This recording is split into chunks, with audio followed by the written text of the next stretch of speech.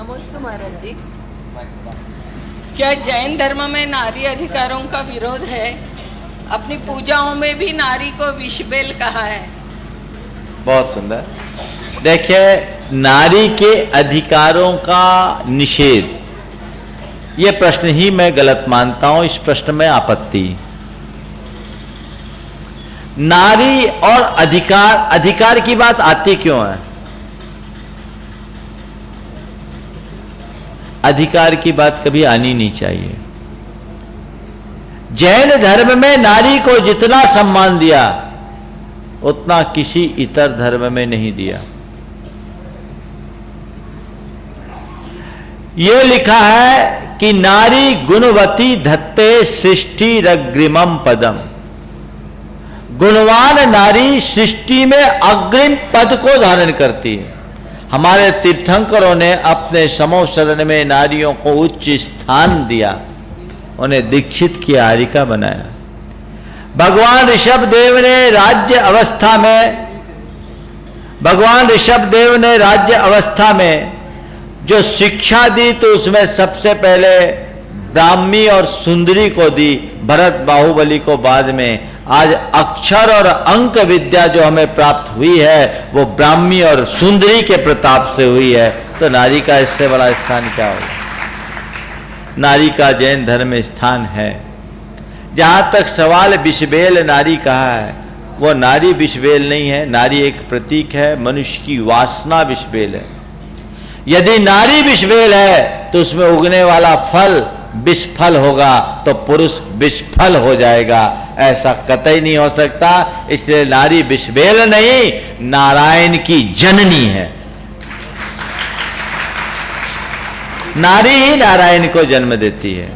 इसलिए नारी का स्थान जैन परंपरा में सदैव उच्च रहा है। महाराज, स्त्रियों की मुक्ति के लिए तो निषेध किया। नारी की मुक्ति का निषेध इसलिए नहीं कि वो नारी है। मुक्ति तो ना नारी को मिलती है, ना स्त्री को, पुरुष को मिलती है। पुरुष भी मुक्त नहीं होता, नहीं तो सारे पुरुष मोक्ष चले जाते। मुक्ति ना पुरुष को है ना स्त्री को। मुक्ति है बीतराग को, निर्ग्रंथ को। और बीतराग होने के लिए दिगंबर होना पड़ता है। स्त्री की पर्यायगत दुर्बलता ऐसी है कि वो निर्ग्रंथ दिगंबर नहीं हो पाती, इसलिए मोक्ष में थोड़ी पिछड़ जाती है। पर नारी का स्थान पीछे कहीं नहीं है, वो पुरुष की प्रेरणा है। इसलिए नारी को जैन परंपरा में हमेशा आदर्श रूप में गिना गया। लेकिन अभी जो प्रश्न आया नारी के अधिकारों का, ये जो अधिकार है ना, मुझे इसमें बड़ी आपत्ति है। अधिकार का मतलब क्या? नारी अधिकार का मतलब यह है कि पुरुषों की बराबरी करना। जो काम पुरुष करे वो काम स्त्री करे। नारी अधिकार मंच के लोगों का यही कहना है। इसी को नारी की सुरक्षा और इसी में नारी की पूर्णता मानते हैं। ये भ्रम पूर्ण अवधारणा है। मेरी दृष्टि में नर और नारी दोनों प्रकृति की श्रेष्ठ रचनाएं हैं और दोनों का समान महत्व है, नर का भी और नारी का भी। अगर प्रकृति में नर नहीं हो तो प्रकृति का संतुलन बिगड़ेगा और नारी ना हो तो प्रकृति का संतुलन बिगड़ेगा। दोनों है तो सृष्टि का यह संचालन चल रहा है। लेकिन नर नर है, नारी नारी है, दोनों समान है। न नर नारी से कहीं कम है और न नारी नर से कहीं कम है। नर का काम नर कर सकता है, नारी का काम नारी। दोनों बराबरी है। इनमें आपस में कोई होड़ होना ही नहीं चाहिए। लेकिन पुरुष प्रधान समाज व्यवस्था के कारण नारियों के अंदर एक कुंठा हो गई और नारी के मन में एक दुर्भाव ये जम गया कि हम नारी है इसलिए कमजोर है, हमारी महत्ता तब है जब हम नर जैसे काम करें। इसका ही परिणाम है कि कोई झांसी की रानी बनती है तो उसके गीत गाए जाते हैं। कोई आशा गोपालन होती है या किरण बेदी होती है तो उसकी प्रशंसा की जाती है। पर आशा गोपालन, किरण बेदी या झांसी की रानी लाखों में एक होती है। लेकिन कोई एक अच्छी माँ होती है, एक अच्छी गृहिणी होती है, अच्छी एक बहन होती है, अच्छी एक पत्नी होती, उसकी प्रशंसा कभी नहीं की जाती जो घर घर में होती है। नारी का सबसे अच्छा रूप और उत्कृष्ट रूप क्या है? मां का। अपने घर के संचालन की जो आंतरिक व्यवस्था वो एक केवल नारी कर सकती है। तो नारियों को चाहिए कि नारियोचित कार्यों में आगे बढ़े, वो पुरुषों का काम करने की कोशिश न करें। आज नारी नर बनने की होड़ में लगी है, नतीजा ये निकल रहा है नर वो बन नहीं पा रही है और नारी वो रह नहीं पा रही है।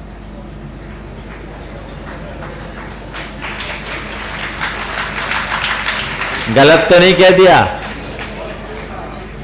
आप नारी हो, आप जो कर सकते हो ये नहीं कर सकते, नर नहीं कर सकता। तो नर का काम नर करे, नारी का काम नारी करे।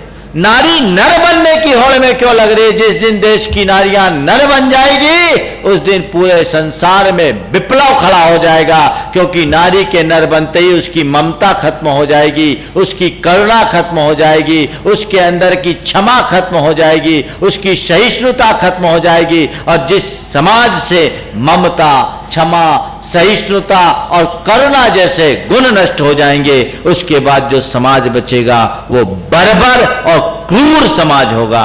क्या आप चाहते हैं ऐसा? ये कब होगा? ये कब बचेगा? जब नारी की सुरक्षा होगी तब नहीं, जब नारीत्व की सुरक्षा होगी तब। आज नारी सुरक्षा की बात की जाती है, पर नारीत्व उतना ही असुरक्षित हो रहा है। अपने आप को आधुनिक कहने वाले तथाकथित लोग, जो एक तरफ नारियों के उत्थान के लिए पैरवी करते हैं, अपना पक्ष रखते हैं, दूसरी तरफ आज नारी को विज्ञापन का सामान बनाया जा रहा है। कहां है नारी का आदर्श? कहां है आदर्श? क्या अपने अंग का प्रदर्शन करने में ही नारी की पूर्णता है? पनामा ब्लेड के विज्ञापन में एक स्त्री आती है, ये क्या है? यही है नारी का सम्मान। मैं कहता हूं तथाकथित नारी अधिकारवादियों ने नारियों का जितना पतन किया है उतना तो हमारे परंपरा और रूढ़िवादी लोगों ने भी नहीं किया है। हमें इस पर बहुत गंभीरता से विचार करना चाहिए। बोलूं तो पूरा आज का सत्र इसी में निकल जाएगा, लेकिन ये बात है नारी का उत्थान कब होगा? नारी के 5 रूप हैं: कन्या, पत्नी, मां, भार्या और कुटुंबनी। कन्या, पत्नी, मां, भार्या और कुटुंबनी नारी की सफलता तभी है जब वो अपने 5 रूपों में खरे उतरे। सबसे पहला रूप है कन्या का। कन्या को कहते हैं उभय कुल विवर्धनी कन्या। आज बाकी प्रश्न रहने दो, क्योंकि औरतों को एक ही दिन में निपटा देना ठीक है, नहीं झमेला हो जाए।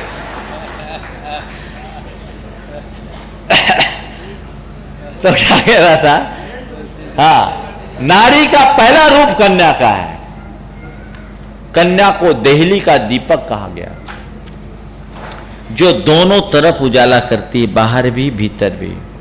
उभय कुल विवर्धनी कन्या, जब तक विवाह नहीं होता तब तक अपने पिता के कुल को और विवाह के उपरांत अपने पति के कुल को रोशन करने का सौभाग्य एक कन्या को होता है। और आपको बताऊं, भारतीय परंपरा में, विशेषकर जैन परंपरा में, कुंवारी कन्या को सचित्त मंगल कहा है। नारी मंगल है जो तुम्हारा अमंगल टालती है। इससे बड़ा गौरव विश्व में कहीं है? कन्या, कन्या वो है जो एक आदर्श कन्या हो। कौन है आदर्श कन्या?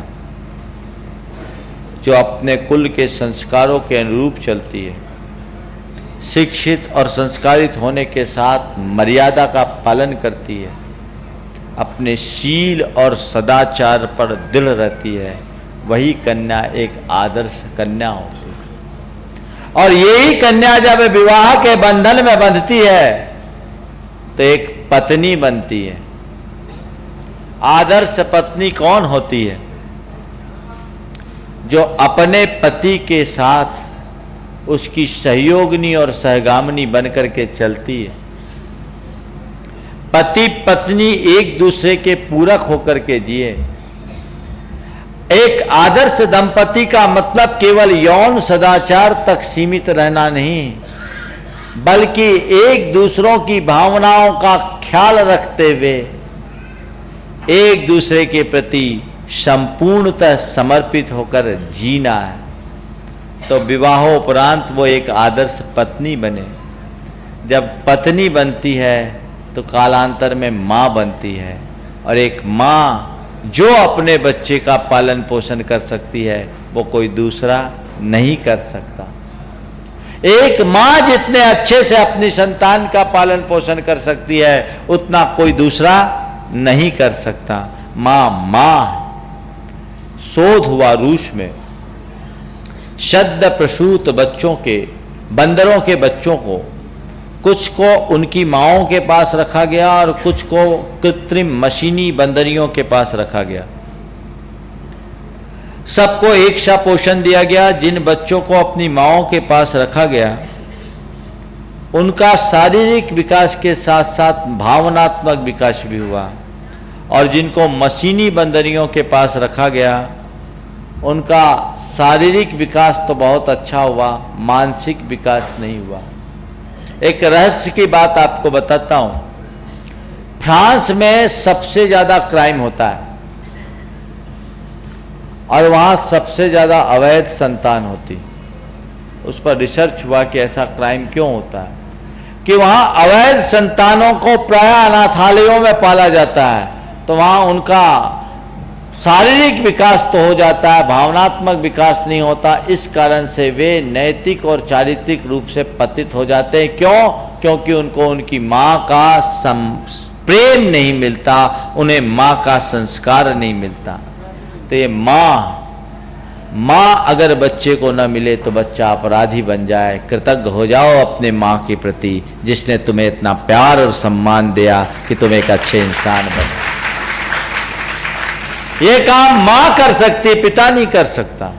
प्रकृति सुलभ कार्य है। तो एक अच्छी मां बने, एक अच्छी पत्नी बने, भार्या बनती, पूरे परिवार के भरण पोषण की जिम्मेदारी उसके ऊपर होती है तो भार्या कहलाती। और उसके उपरांत हमारी भारतीय परंपरा में एक गृहिणी को पूरे कुटुंब की प्रमुखा के रूप में कुटुंबनी का दर्जा दिया गया। जिसके हाथ में घर के भंडार की चाबी हो वो कुटुंबनी है। इससे बड़ा उत्कृष्ट सम्मान एक स्त्री को और क्या मिल सकता है। ये मिलता है, मिलेगा। इसलिए आप अपने आप को कहीं कमजोर मत आके कमजोर न समझे। आप नारी हो नारी और नर हो नर। एक कहते हैं नर से नारी भारी, एक नहीं दो दो। नर से नारी है नर से बड़ी अधिकारी, एक नहीं दो दो मात्रा भारी। नर में 2 मात्रा, नारी में 4 मात्रा। लेकिन मैं कहता हूं ये सब बातें ठीक नहीं, सब बराबर है। समझ गए? एक कवित्व गिरधर का याद आ गया, सुना दूं? और जीवन गाड़ी ज्ञान धुरी पहिए 2 नर नारी।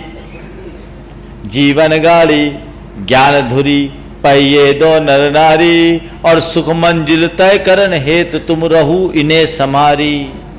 जीवन गाड़ी ज्ञान धुरी पहिए 2 नर नारी, और सुख मंजिल तय करन हेतु तुम रहू इन्हें समारी।